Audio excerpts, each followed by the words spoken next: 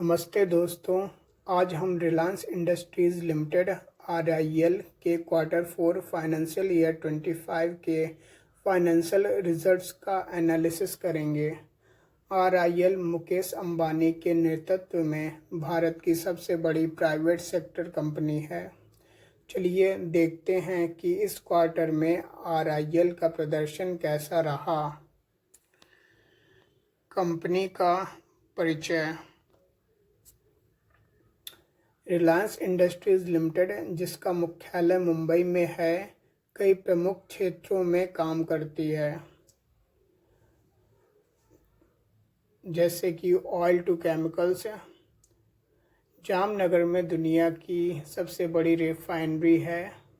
Retail में 18,000 से अधिक स्टोर्स के साथ भारत का सबसे बड़ा रिटेलर। टेलीकॉम सेक्टर में, जिसके अंतर्गत जियो आता है, भारत का सबसे बड़ा मोबाइल नेटवर्क है, जिसका आईपीओ 2025 में आने की उम्मीद है। न्यू एनर्जी में सोलर और हाइड्रोजन जैसे ग्रीन एनर्जी में $10 बिलियन का निवेश कर रही है। फाइनेंशियल ईयर 2024 में $110 बिलियन से अधिक के रेवेन्यू के साथ आरआईएल दुनिया की प्रमुख कंपनियों में से एक है और भारत की अर्थव्यवस्था और निर्यात में महत्वपूर्ण भूमिका निभाती है। Consolidated financial performance quarter 4 to financial year 25 versus quarter 4 financial year 24।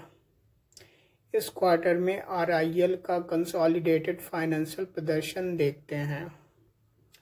Gross revenue 2,88,138 crore, जो पिछले साल इसी क्वार्टर की तुलना में 8.8% ज़्यादा है।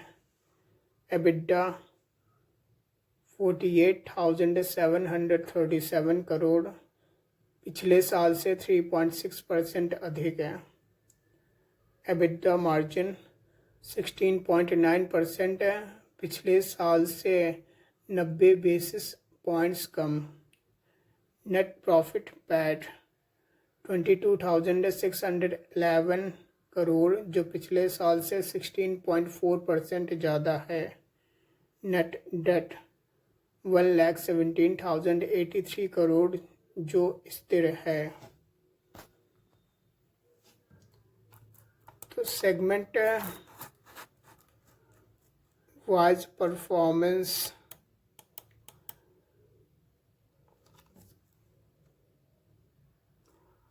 अब अलग अलग सेगमेंट्स का प्रदर्शन देखते हैं। पहला है Jio platforms digital services. Revenue 39,853 crore, पिछले साल से 17.8% अधिक। एबिटा 17,016 करोड़, पिछले साल से 18.5% अधिक है। ARPU, जिसका फुल फॉर्म होता है एवरेज रेवेन्यू पर यूजर, 206.2 रुपीज़, पिछले साल से 13.5% अधिक है। सब्सक्राइबर्स 488 मिलियन से। जियो ने 5G और ब्रॉडबैंड के विस्तार के कारण मजबूत विकास दर्ज किया है।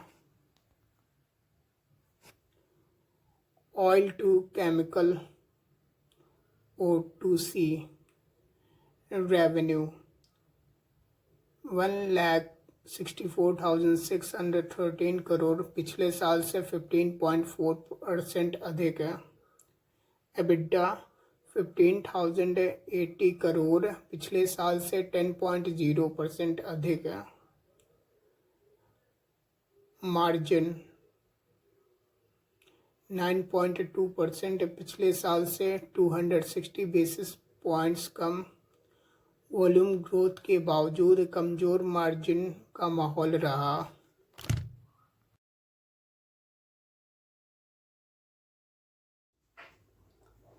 Oil and gas exploration revenue 6,440 crore पिछले साल से 0.4% कम। एबिटा 5,123 करोड़ पिछले साल से 8.6% कम।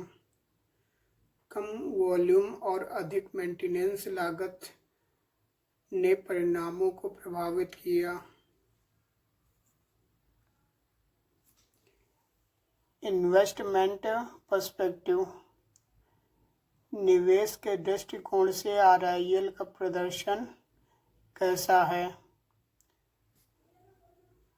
ग्रोथ, रिटेल और डिजिटल सर्विसेज में मजबूत विकास दिख रहा है, जबकि O2C की चुनौतियां सामयिक हैं।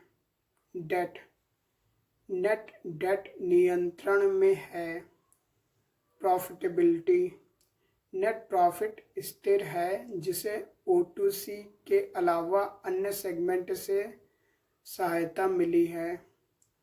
आउटलुक, डिजिटल और रिटेल प्रमुख विकास ड्राइवर्स के साथ एक विविध बिजनेस मॉडल है। कंक्लूजन, तो ये था रिलायंस इंडस्ट्रीज के Q4 फाइनेंशियल ईयर 25 के रिजल्ट्स का एनालिसिस। कंपनी ने डिजिटल और रिटेल में अच्छा प्रदर्शन किया है, जबकि O2C सेगमेंट में कुछ चुनौतियों का सामना करना पड़ा। ओवरऑल RIL का भविष्य काफ़ी प्रॉमिसिंग लग रहा है। आपको यह वीडियो कैसा लगा कमेंट्स में ज़रूर बताइए, और ऐसे ही फाइनेंशियल अपडेट्स के लिए हमारे चैनल को सब्सक्राइब करना न भूलें। धन्यवाद।